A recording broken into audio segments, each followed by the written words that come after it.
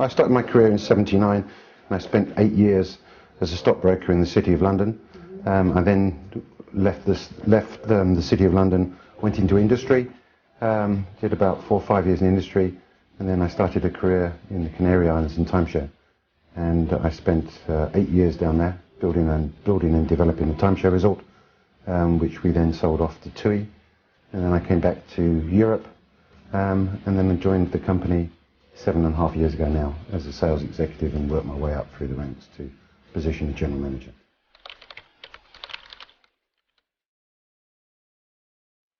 It's a nickname I was given by the boys in Amsterdam, mainly because they can't hear me on the telephone, but it was Marcus Dynan's nickname for me in those days, and I guess because of the hair as well.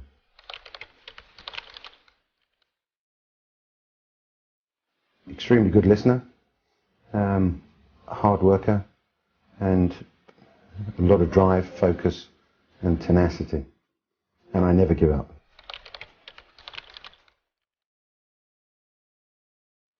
Well, if you don't listen to what the client wants, you can miss the buying signals, basically. And a key to most people is when you're on the phone, close your eyes. Because if you close your eyes, your hearing sense becomes more acute.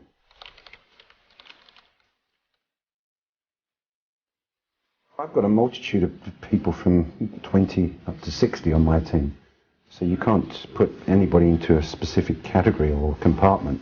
You're looking for people to be clean-cut, intelligent, bright, have a bit of, well, they don't just accept anything. I'm looking for people to challenge me a little bit, you know. It's not always experience that I go for, because the more experience they've got, sometimes that can actually be a detriment. So the willingness to work for our company and to do things our way is the most important thing that I look for.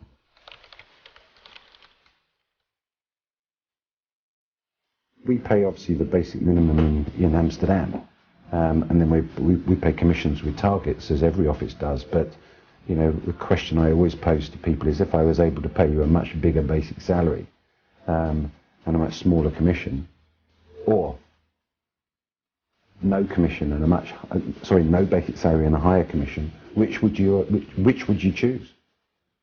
The ones that choose the bigger salary, get shown the door very quickly.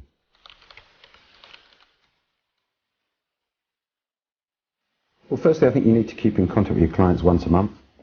When it comes to preparing for an event, strangely enough, I do now most of the preparation by email, which is will surprise a lot of people.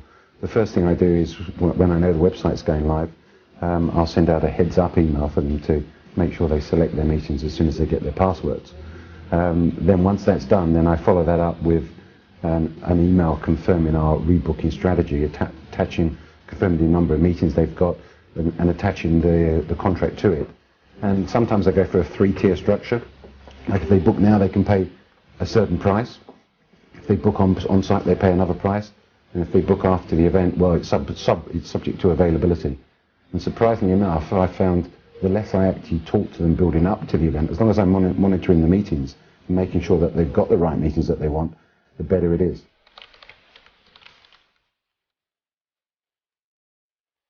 What I then do is, when I obviously analyse the meetings that they've selected and the delegates have selected of them, and when I arrive to the event, I've got all the extra meeting request forms, which I either email before I get to the event or hand them to the DA team on site. And the strategy is to make sure that at every coffee break that there's an extra meeting organised for the client. So, for example, you need to be looking for 6 to 7 extra meetings. And the whole philosophy I have nowadays is providing them with a service on site, and then as a result of that service, then you'll get more rebookings as by way of a result.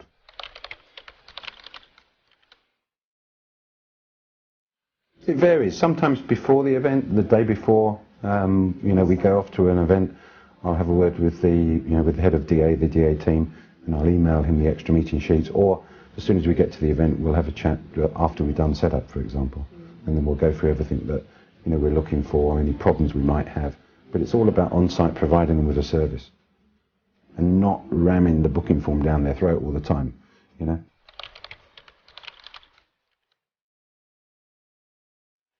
You've got to fall in love with the phone, that's the first thing. You've got to listen to your managers. You've got to listen to the people on the floor.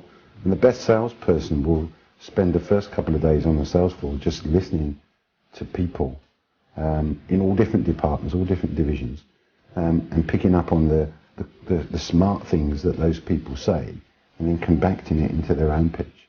My successes have been about listening to people all over the group and just moulding it into one package, and then continually refining that all the time. So that's the only thing that I can recommend people do.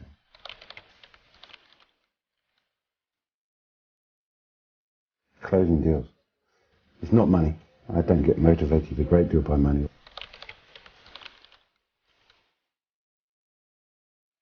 It's poles apart since I first joined the company. I think the good thing we have now with the SP spreadsheets and the strategic marketing reports, they really help new starters get off the ground. It gives them a lot of support in the early days.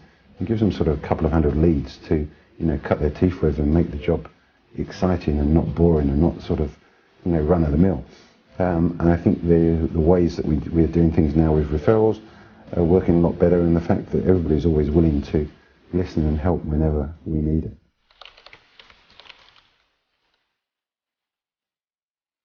I think that, John's done a tremendous amount of good work, and Sylvia, obviously, Sylvia Michael. And I think what we're doing now more in Europe than we haven't ever done before is working as a team. And by that, there's a lot of feedback from, the sales teams to the producers, even sales people helping to get speakers on and advising on the types of speakers we should have. And also now, we've got the delegate qualification process where we all have a say in who comes to the event from the delegate side. The delegates are approved by head of production, the head of SP sales on each of the events, and also the final approval obviously comes from Bullen himself. But that, I think, has led to a better quality of event and a much better closing percentage on rebooks on site over the course of 2009 so far.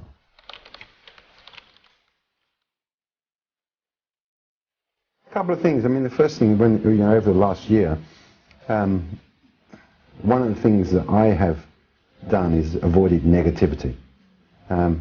If I see a bad newspaper article, I don't read the newspaper. If I put the TV on and there's something negative on the TV, I turn it off. You only associate yourself with positive news and positive people, then you'll be successful, and work hard.